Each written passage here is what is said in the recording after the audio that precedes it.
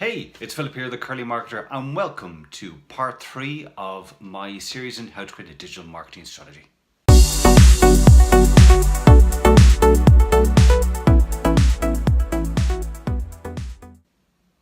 So hey, you're very welcome. As I said, this is the third video in my series of how to create a digital marketing strategy, and as you'll notice, I have a new background. I actually spent the last weekend moving both my son into my old office, so I was evicted. Such is the life.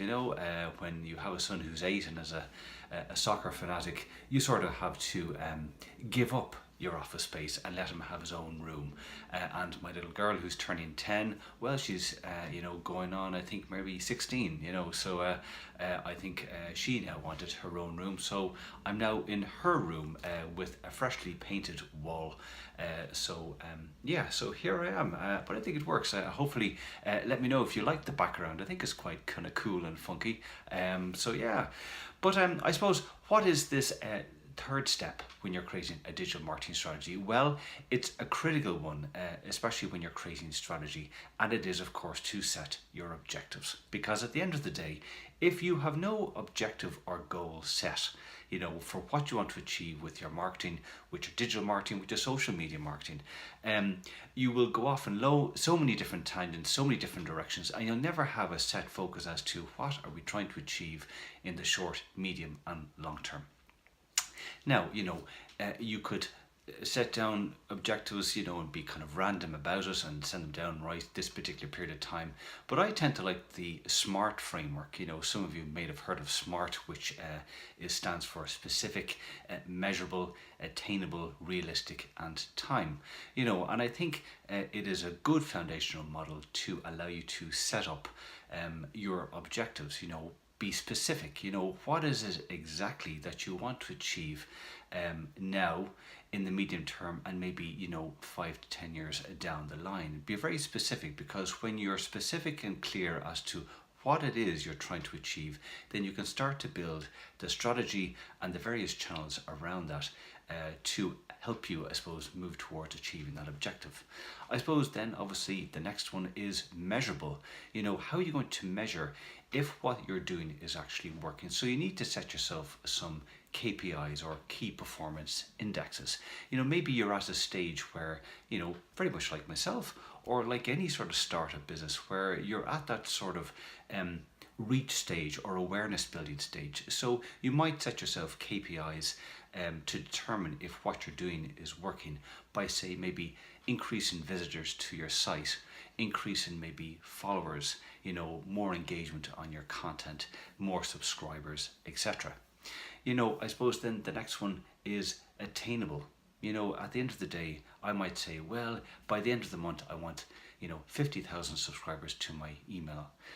But is that actually seriously attainable, with what I can do, what I can physically do with the type of campaigns that I can do for myself personally? So you have to be, I suppose, serious as to, what can be attained within a specific kind of time period and criteria, based on your audience and what your business can actually physically do. Obviously, moving on from attainable, you have obviously realistic.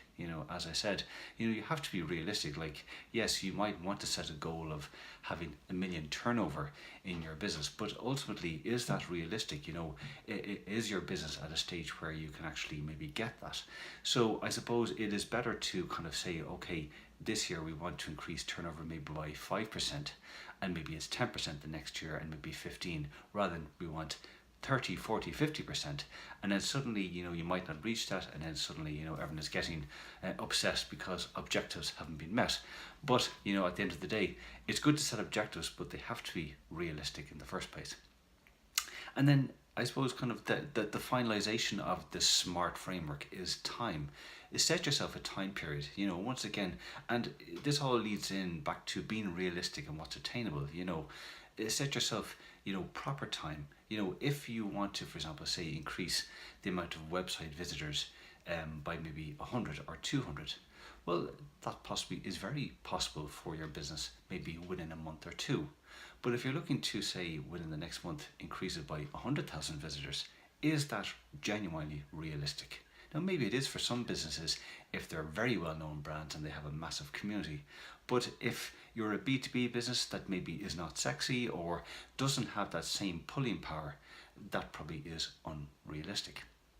Now, I suppose when you're structuring out your content, it is a good idea as well to kind of filter in with this objective process to create maybe a content marketing funnel for yourself. And I've created a few notes here because, you're going to be at various stages with your business, and certainly if you're starting off, as I mentioned, you're going to be at that awareness stage, so for example, maybe the goal is to increase the number of new followers or people visiting your website. So I suppose a KPI of that would be maybe you might be looking at maybe mentions, as I said, follower growth, maybe the amount of reach and impressions that you're getting.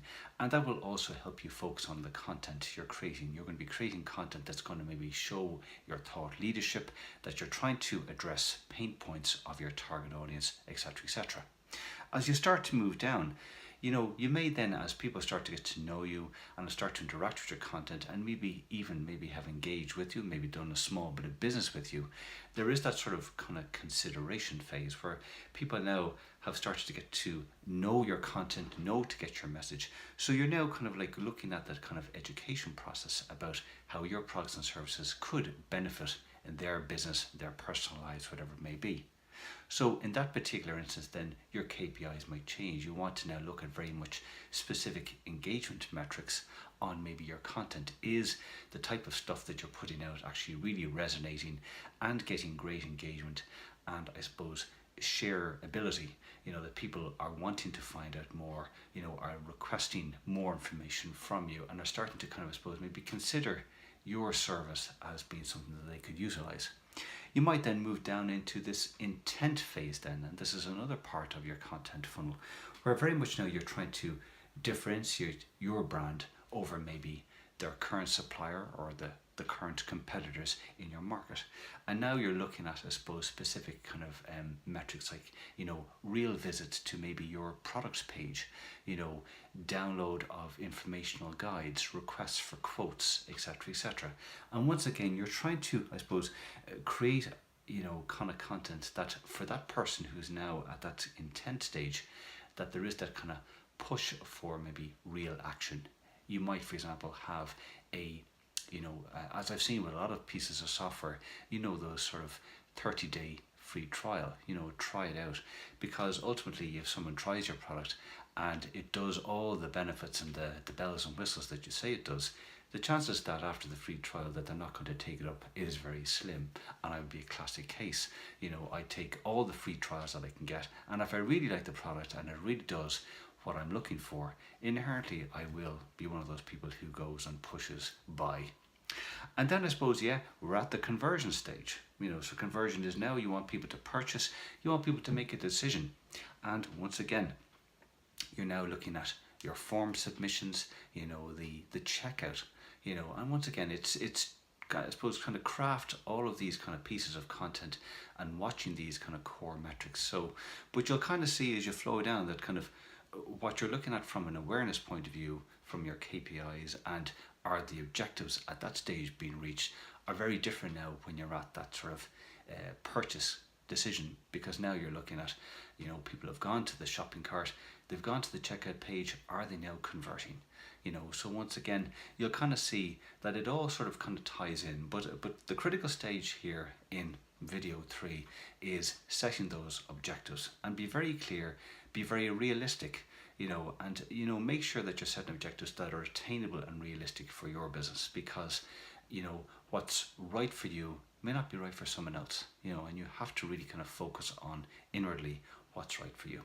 So if you like this video, please do share, do give me your comments down below as to maybe other things that you would suggest that we'd add in there. Do stay tuned. I will have another Curly Marketer tip coming up soon next week with the 4th stage of creating a digital marketing strategy.